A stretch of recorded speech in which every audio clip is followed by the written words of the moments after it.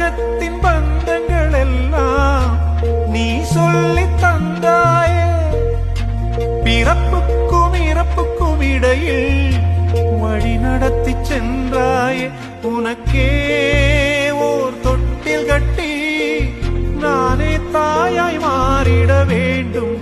ஆராரிராரோ நான் இங்கே பாட, தாயே நீ கண்ணுறங்கு, என்னோட மடி சாய்.